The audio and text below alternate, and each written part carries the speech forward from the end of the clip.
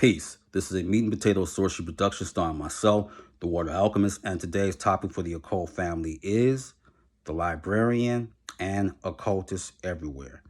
The more that you are trying to ascend and grow on this journey and this magical path, what you're going to find out is there will be occultists in the most unlikely of places, particularly when it comes to librarians. Now, I want to share a couple of anecdotal stories with you, and I hope that you get something out of them. The first one is anyone that lived in Detroit, you know exactly where Wayne State University is. It's off of Woodward. So there were students there, of course, they're doing work study and etc. And I asked about, do you know where I can get certain books on continental African metaphysics? And I wanted to see what he was going to say. He said, well, you can go right here and look here, possibly maybe here.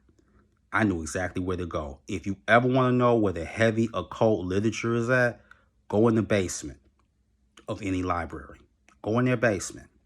So I went and I asked the spirit, lead me to exactly where I want to go. Because people think for some reason I'm a lot younger than what I actually am. So went down there, and what did I get? Oh, I got a haul. They had books, and they had this one book, The Word in the Dogen World, which talks about how humans on this planet have 8 souls. Originally, it was written in French by Marcel Griot and Germaine Detterling, but this was hardcover and it was in English.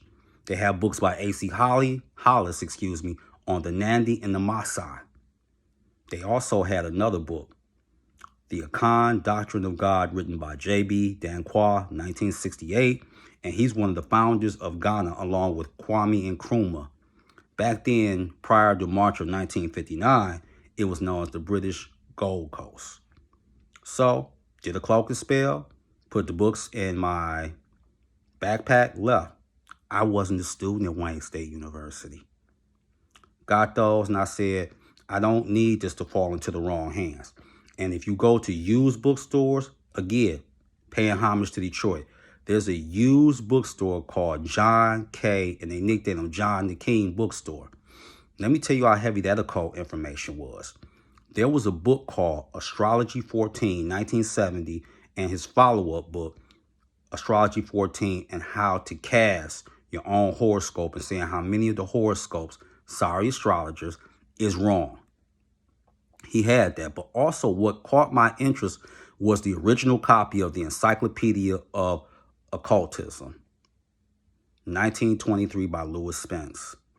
That book cost me $5 because a lot of people don't know, but some of these librarians, you think they don't take a look at who's buying certain books? They do.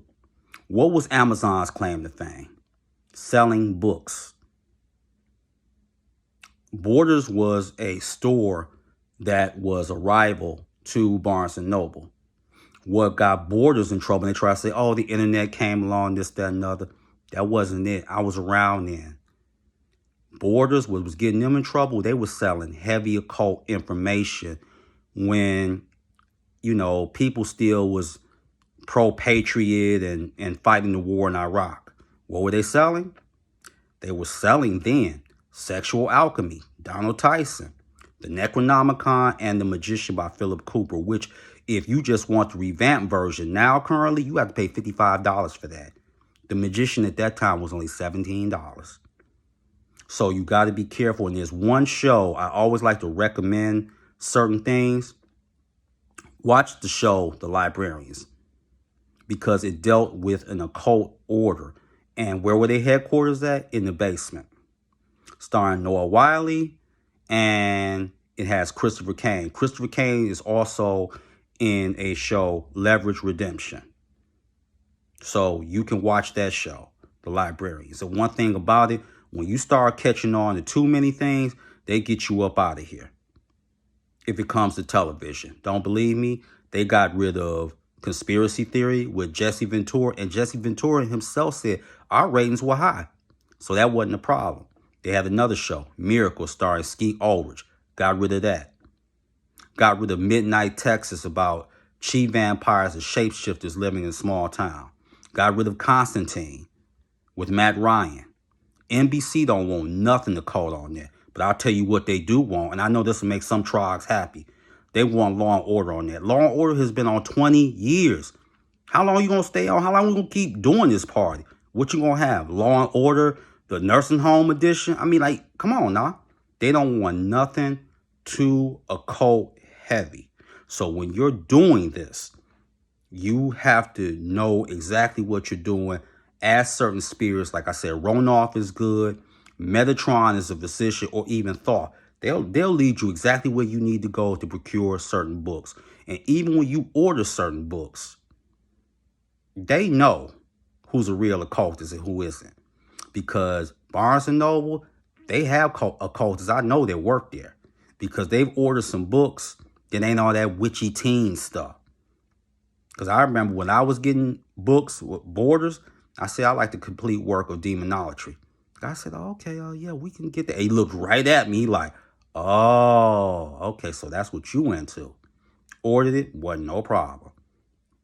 So again, they're always around you. And like I said, when I went to John K. King's other store, which is in Royal Oak off of 11 Mile, guess what I got? The hardcover edition of Isis Unveiled and the Secret Doctrine by Helena Blavatsky. So don't make this mistake thinking that people don't know nothing. There was a British woman. What did she specialize in? Shona occultism. What's some of the books? Indebele religious ideas and symbols of life and symbols of death that deal with the metaphysics of the Va Karenga. The Va Karenga are related to the Shona. And she even had a book. Now, remember, people underestimate her. Oh, she's a white middle-aged woman, and she's from the United Kingdom. She also had a book called Chamanuka, Prophet of Zimbabwe. So don't sleep on certain people. And like I said, John the King met him personally. And he had astrology books that will make a lot of so-called people that subscribe to Western astrology, that would make them very angry. And depending on where you living at and you went to the occult, you're going to make it very hard for you to get certain artifacts or certain books. Don't believe me? I lived in Harlem, New York. And New York has one of the worst postal systems ever. They do. They'll take their time getting their stuff to you. Just like, oh, well, I live in New Jersey. Yeah, but here's the thing. Even in Newark, New Jersey, they're opening portals there. They're going to make it hard. And a lot of people that from New Jersey, if they can, they move to New York. If they live in New York, they can afford New York, they move to New Jersey. And let me give you some insights. The former head of the Church of Satan, well, the current head, excuse me, who is Peter Gilmore. Guess where Peter Gilmore is from? And he's also the author of the Satanic Scriptures. Peter Gilmore is from Paterson, New Jersey. Their headquarters in upstate New York. So again, they're going to make it hard because one thing is that they're using Newark now to open up all these portals and do certain things. So they're going to make it increasingly hard. So what I'm saying is watch The Librarian. Also, you can watch In the Days 1999 with Arnold Schwarzenegger and Gabriel Byrne. And lastly, I would like to say this. Nancy Pelosi did a exorcism ritual to get rid of the spirits in her home. She called in the priesthood from the Vatican. So what's some of the best occult libraries in schools? University of Chicago, Princeton, and Rutgers. Don't sleep on Rutgers. So I'm letting you know that right now.